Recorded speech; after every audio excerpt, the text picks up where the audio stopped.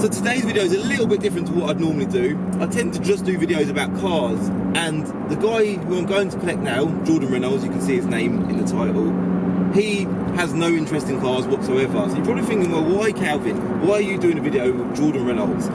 And the reason for that is because Jordan's basically a guy, me and my brother have got this business, and Jordan's a guy that we sponsor, our company sponsors him. We've sponsored him for quite a long time now, and the reason why we sponsor him is the same reason why I'm doing this video today, is because I want to talk to everyone about the word passion. Jordan's got this untold amount of passion for boxing. He loves boxing, and when I first met him I thought, wow, this guy is exceptionally passionate about what he's doing. And as a result of that, all these years later, his passion has paid off to letting him live his dream. And I think he's a great example of what passion can do for you. If you've got a passion, if you've got a love for anything in life, which he has, you can live the exact same dream as he's living. So I'm on my way over there now to pick him up and talk to you guys about two things. One, Jordan himself, and two, his passion for boxing. Party in the county jail. The prison band was there, they began to wail. The band was jumping and the joint began to swing. You should have heard this knocked out jailbird sing. Let it rock. Everybody let it rock. Hello, man. Jordan, you alright, man? You're half a mile away. You good? You alright, good to see you, man. Anyway. I've got Jordan in the car. I'm going to pull over here. I'm going to kick the video off by starting at where he started. This is the house that he was born in. And he lived there for what, 10, 12 years? Yeah, I've said that, but 12 years. So as long as I can remember. You was basically born here, and you lived here till he was 12 years old. Yeah, I'd say that. You lived here with your parents? Yeah, so I was here with my mother and my father. Yeah, just brought up normally. Round here, you know, if you're not rough and tough, then you're the odd one out. You're like, oh, it's a rough area. You know what I mean? You got kind of.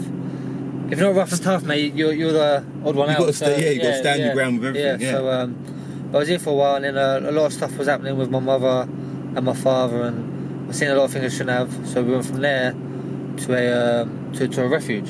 Yeah, I was there. Well, me and my mother, we struggled, man. A lot of stuff happening. Like we was basically homeless. You know what I mean? So you lived here with your mum, and your dad. Yeah. Till you was 12. Your mum and dad weren't getting on. Yeah, a lot of things were happening, and then I was with my sister as well. But then my sister went to New Zealand. So I was like basically on my own, and then I was really young, and I kind of had to be like a man. I had to grow up quick. Do you know what I mean? So my mum, like, a lot of bills were coming in, and a lot of debt. And so your mum was stressed. Yeah, man. You were under a lot of pressure. You're a 12-year-old lad. Yeah, and I'm trying to do things, and I'm like going out of my way trying to make money, trying to get food on the table for my mum, and that. I think it's mad. Like, how being my mum, she had so much, like, she wanted to. We had nowhere to go. If I'm honest, we had nowhere to go. So we had to go to my mum's, my nan. Okay. But she didn't really want to go there. Was that in Farley Hill as well? Yeah, that's the other side of Farley Hill. But she had too much pride. She didn't want to do it. Yeah. So she was in a refuge for a while, and it was just like a single room, and I was just like, nah, we can't do this. You know what I mean? So you lived in a room in a refuge? Yeah, just you and your mum? Yeah, just us. It went for too long. So what happened? Where did your dad go? My dad, I don't know. He had his own little problems, and so you lost contact with Dad. Yeah, I had a lot of hate in me at that time. I had a lot of hate, a lot of anger. Yeah, and I was just like, I just thought, no, because my mum's everything to me. Do you know what I mean? And I just thought, I just had a lot of hate in me, so much hate, honestly. And I was going to school, and then I couldn't be in school. I had so much hate, and saying if someone said the wrong thing, I'd snap, and it's just. Yeah, I was a bit weird. Like, I was weird, but so you couldn't be yourself. Yeah, your home life wasn't really stable. And I wasn't going into school and telling people what was happening. So people just getting on with it. Yeah, but it didn't help you because you felt angry. Yeah, and I was just there. So I was getting into a lot of trouble, and then I was just trying to, like, and I was hanging around with the older lads because they kind of gave me like I don't know, I kind of felt comfortable with them. You felt good around them, I can imagine. Especially not having your dad around. You would have met these older lads and thought, you know, these are like quite authoritative. Yeah, you feel comfortable. Yeah, I get that. Yeah, so which house was your house? It was this one here, it's number 63, yeah. Number 63. But it used to be, all the bushes used to be cut and... So up until 12 years old, was you quite happy? Was you quite happy at home? Was your home life alright? Yeah, I've always seen things, now when I think of it now... Up until 12, you was alright? Yeah, I was alright, but I was always seeing things right. Oh, I see what you mean, sorry. But where I was growing up, I thought, oh, that's normal. Yeah. I'm a young lad. But now when I look at it back, I You think... think, nah. So if you had kids now, them 12 years mate, wouldn't listen, when I happen. have kids, mate, yeah, it's different, mate. That's why I do what I do, because I want to be able to... I was one of them lads, like, I didn't have everything. I always went out. And I was given the best my mum could give me, but I was always going out myself. You still had to go out and create yourself. Yeah, and I was never like the kid who was going like to like Disney World and all that and see things. I was like, nah, I ain't doing that. I want to do it, but why would I put my mother in stress to do that? Do you know what I mean? So I was just like, I don't want to go. I really did want to go, but it's one of the things. But it's a minor thing for me.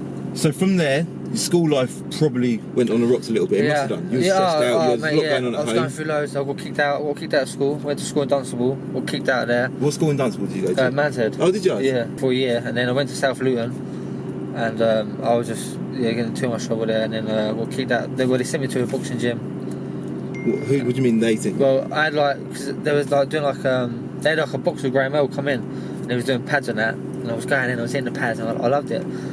But it wasn't really my thing. I just thought, it's just one day, it was like a 1 day a week, just to get, just release. It makes sense. Yeah. Makes sense. You're feeling frustrated, little bad. Yeah, just release everything, and I did like it, but it's just like when you're at that age, you rather be out and about, and of course. And, you know what I mean? So playing knock up ginger and all that, but it was getting through. So you started. That's when you started hitting the bag. You met Graham L. So Graham L was obviously a big boxer. He's well known. He was well known. But before that, saying that, I'd done a bit of Thai boxing. Well, that was in Luton as well. Yeah, it was in Luton Storm Gym. But I was a bit, believe it or not, I was a chubby lad. Oh right. A proper chubby lad from my age, yeah. And so I was going there just to lose weight. My mother said, "Oh no, go there, don't defend." But really, it was just because I needed to lose weight. Do you know what I mean? Yeah. Have you got a picture of when you? Yeah. There you go. Put that on the screen. I was a fat kid, and so there's two things: you letting out a bit of frustration and trying to lose a bit of weight. Yeah, lose a bit of weight and just. But I wasn't really confident either. I wasn't really. Confident. Nah, honestly, I couldn't. I was so antisocial. Like not antisocial, but I couldn't walk into a room and just like talk to everyone. Do you know what I mean? I'd just be like, I'd like avoid it. Yeah. Or like what another thing like birthday. Even now, it's for years. I used to hate my mother and that coming out happy birthday. I used to hate it because I just used to hate it. Everything was on you. All the attention was. And now, like I was 22 the other day, and for years I've never done anything for birthday. I've gone, nah, Joe, I've been in the gym. I just used to work hard. It's another day to me. Yeah. But I've never like everyone's like, it's your birthday. What are you doing? It's like, have a meal and that. But I'm on my grind. You know what I mean? Birthday is just another day. It's just an excuse to have a day off. I don't want that. Yeah. No chance, mate. Just want to crack on. Just crack on, man. Crack on. Don't have all this excitement. Just crack on. Keep focused. I celebrate when I'm older. Do you know what I mean? That's it. So, I tell you what we'll do. We'll drive over to Graham L's gym. That's where you first. It's not there anymore. No, I know it's not there anymore. But we'll just go for a little drive. So get on the road. Go for a little drive. Okay. Yeah. We'll go. Yeah. We'll do that. Yeah.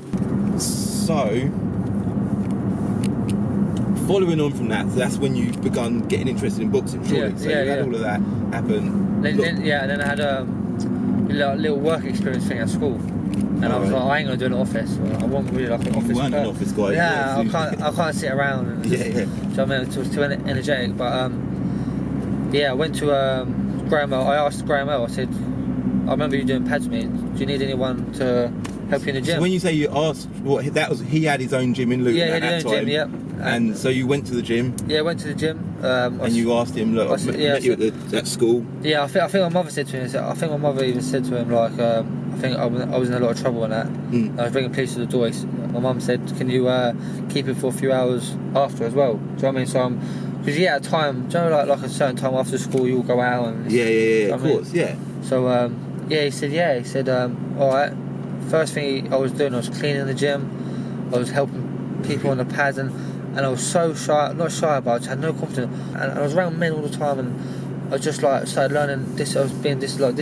And so you're getting involved with like an adult scene. And you're helping out at a gym. Yeah, I'm working. It's a man's environment, isn't it? Exactly. Yeah, and I was doing, and then I started going to school.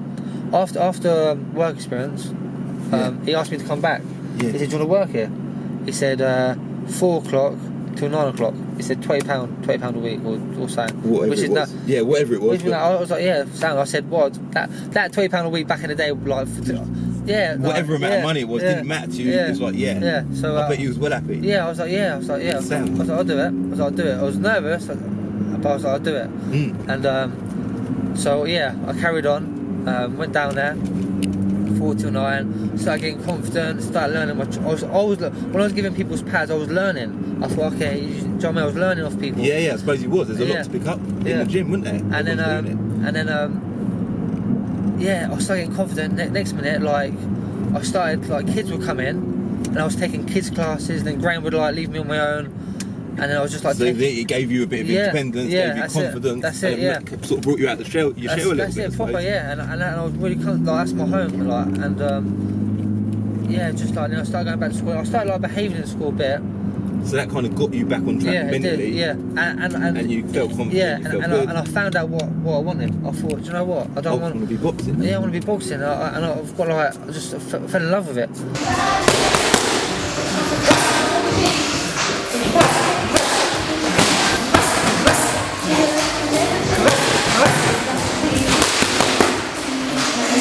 So I was at school. I finished school at 3, and I would have to be at the gym for 4. So I'd run home, literally I'd run home, I'd be out I remember like it was yesterday. So you finished school, so hold on, was that when you was at Manhead? No, South Manhead Luton. or South Luton? So it was at South Luton, yeah. Ran home, so at that point, where was you living? You were still in... I was at, where was I living there? No, I was at... was you in Farley Hill still? Yeah, I was in Farley Hill still, yeah. So you was living in Farley Hill, going to school in Farley Hill. Yeah. And it's about, so you finish school at 3 o'clock, run home, get there for 3:30. Then I had to run all the way to New Bedford Road. And I used to get it for 4. From there to there. And I swear to God, right, you can even ask Graham this, yeah. I was never ever late, and I never missed a day. You know that. I've done it for about a year. I swear. That is unbelievable. Never. And then after that, I got kicked out of school. Right, I got kicked out of school. And then what was your reason for getting kicked out of school? Just a number of things. Just fine, and I was just like, I didn't want to be there. I didn't want to be there. So you weren't a school guy. You weren't out for being in the classroom. Nah, I couldn't sit around and I don't know, man. Just didn't work for you. Yeah, it didn't work for me. It wasn't me. So Graham, he went mad. He's like, why are you doing this? And I was a kid. I was basically saying to shut up. I was like, still a bit rude. And then bit of an attitude, as you would, little boy. And then he said, right, you can come work for a bit more money at my new gym. He just opened. I was like, alright. It was 10 in the morning to 10 at night. Every day, Monday to Friday, and then I was working Saturday, 10 till 3. I'd done that for a year. Done that for a whole year, 10 till 10 every day. I was locked in the gym. I was basically locked in the gym. You was in the gym? I was just in the gym, 10 till 10. If you weren't sleeping, you was in the gym, basically? Yeah, literally, honestly. So, at that time, your life would then just quickly turned into a full-time gym boxing, in a gym all the time. I wasn't even thinking like it was a chore, really. Like, I'd get there and I would have to clean, like, hoover up and that, and then prepare the day. Do you know what I mean? And then like, I would think to myself, okay, come 4 o'clock, that's when all the kids would be on the way to the gym. Yeah. So, do you know what I mean? So I was learning, I was planning things, and I was just learning off everyone, and it just brought myself out. And then he said, alright, do you want to turn pro when you're 18? I was about 15. So he was 15 years old. You've got Graham L, who was a pro boxer. And he was asking you if you'd consider being... turning pro and that. And I was like, yeah. When you hear that, I was like, yeah. When I turn 18, I want to turn pro, yeah. And I thought, okay. So you stuck at it? I stuck at it, yeah. He said, alright, you need to go to an amateur club to get a few fights. Because you can't turn pro till you're 18. And you want to get that pedigree. So I went to box with Stevenage.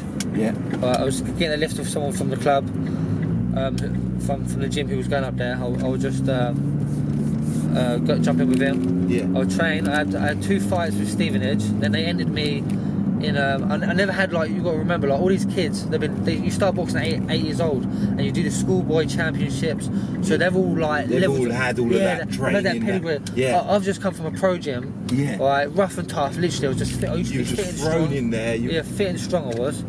And I had 2 fights, and they said, well, we're going to end you in the junior ABAs. It's like the biggest national championship you can ever go in. It's like only the best win it. Like, you go on and, represent your country. So I had 2 fights. Yeah. I was allowed to enter it, so I've entered it. My first fight, I'm nervous. Like everyone, How old were you? Sorry, but at that point, I was about 16 years you were old. 16 years old. 16 years You old. had your first fight. Yeah. Well, I had my first 2 fights. Won my first 2 fights. Then you was allowed to enter the championships because you have to have at least 2 fights. Right. So I'm there. So you won them first 2 fights. Yep. So you got to fight the best in the home counties. So I fought Kevin McDonough. I was nervous. You know, all the lads there, you weigh in. Yeah. You got you got a medical book, and everyone's had like 40 or 50 fights, and there's mine. I've had 2. Do you know what I mean? I'm a bit embarrassed. I was thinking, You're thinking you feel small time compared to the others, yeah. And I went in there and I beat Kevin McDonough, become the home counties champion. I've done this. That must have felt good then. Yeah, proper. And then the quarterfinals, you got to fight the best out of London. So whoever won the London region, you got to fight the best in London. So I thought, I've got a fellow called Matt Roberts. Yeah. All right, long southpaw. I never fought a southpaw in my life. When you fight a southpaw, everything's opposite. Everything's opposite. Yeah. So it's a long southpaw, and I was like, oh my god, like I avoided, just like I didn't want to think about it. I was so nervous. Yeah. But I got in there, and it was computer scoring. I beat him 14 points to 4, and I went into the next stage. And I fought Connor Hutchins for the he's like the southern champion. Yeah. For the southern region. Beat him. Then I got to the semi-finals and everyone couldn't believe it. This lad's just come out of nowhere. He's beating everyone. Now I'm fighting a fella called Toby Osmond, England representing England. You know, everyone basically said, listen, you know, do your best, you know. Yeah. And I went on, I beat him unanimous. I boxed his head off, right? So now I'm in the national finals, alright? I'm in the biggest national final. I basically ranked like if I win this, I'm number one in the country. Yeah. So, and I get to the finals. And I boxed a lad called Isaac McLeod, alright? I never really, I was small time in boxing, everyone knows everyone, I didn't really know anyone. Like, everyone was saying to him, pull out, this geezer stops everyone. He was a freak for his age, strong. Yeah. Stopped everyone, won everything. Alright, I went out there, I said, nah, I'm gonna box him. Boxed him, he beat me by 4 or 5 points. It was his like 60th fight. Yeah. After that, he went on and won the 3 Nations, the Europeans, he won a silver in the World Games. So, do you know what I mean? I thought, God, that's my 8th fight, and I've just had a good. Do you know what I mean? It was a good fight. Do you know what I mean? It was a good fight. Yeah. And after that, I was looking around at everyone who was fighting. That's just gyms up there. So, but he had a posters, you know, thing. So that just took us about 10 minutes to drive it. Yeah. I was just sprint, bro. So that's the gym there. Yeah, That's actually Roger's gym now, isn't it? Roger from Luton. Yeah. Oh yeah, this is the gym. Yeah. Blimey. So this guy, he went off and he done really well. Yeah, he went well. So, but when I was at champion, I was looking at all the boxers. Yeah. And I thought, do you know what? West Ham and Repton, they were the most well-known gyms in the country. Like, you had Nigel Benn, you know, you had the Cray twins at Repton, you had it's just full of champions, right? Champions making champions, right? So I thought, I want to go box to West Ham. And I said to my mum, I said, look, I know I'm 16 years old, right? I want to go box to West Ham. She was like, don't be silly. She said, it's dangerous. You'll get trained by yourself. Blah, blah, blah. We ain't got the money for it. Because you'll get trained fares. Of course, a lot of money. I said, listen, I really want to do it. I have to do it this minute. Like, it was an opportunity for your eyes. And I spoke to Graham. Graham said, yeah, listen, Graham boxed, done a bit at West Ham. He said, right. Good gym. He said, yeah. He said, listen. He said, go there. He said that will progress you. So me turning pro was just like I thought, nah. Forget the pro, right? Let's learn my trade properly. Let's become a proper elite fighter, right? So that's what amateur is. It's an apprenticeship, and people they forget about it. They just turn pro. Anyone can turn pro. Everyone just want to go for pro just for the name. But you decided to take a step back. Let's work at yourself. And I want to win these national titles. Yeah. Right. I've got a bit of a hunger for. So I went to West Ham. Alright. Grandma made a phone call. He said, alright, they're expecting you. Alright, I thought, alright, now I need to try and get some money.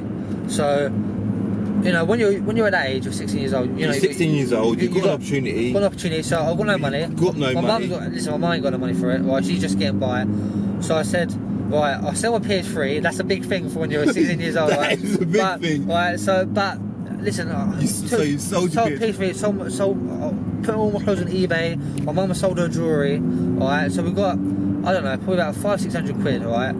That don't last long. Nah. Right, but to me, I thought, it gave you a couple of weeks in the gym. Alright, so it gave me about I don't know, a month, maybe 2 months there. All right? So if it was, I don't know, your train ticket might have been £100 a week or something. Yeah, well, it worked out £13 a day for a travel card. Okay. All right, so £600 didn't get you far at all, did it? No. But being there, all right.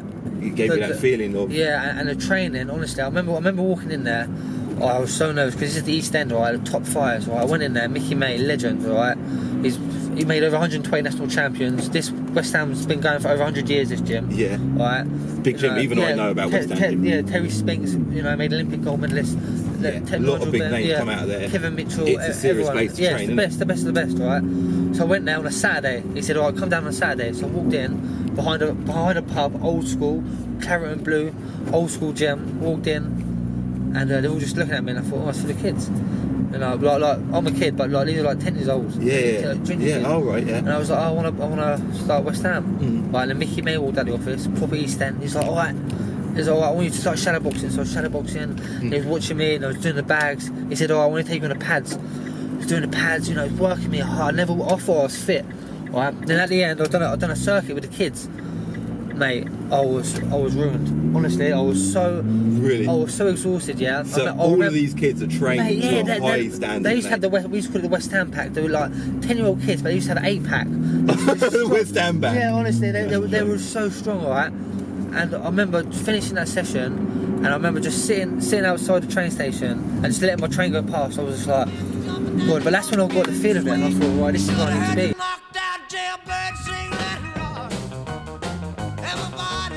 Like, on the way back to like naughty things, man. You got involved in some kind of criminal activity, and it delayed or subsided. Yeah, and it come back on me. So.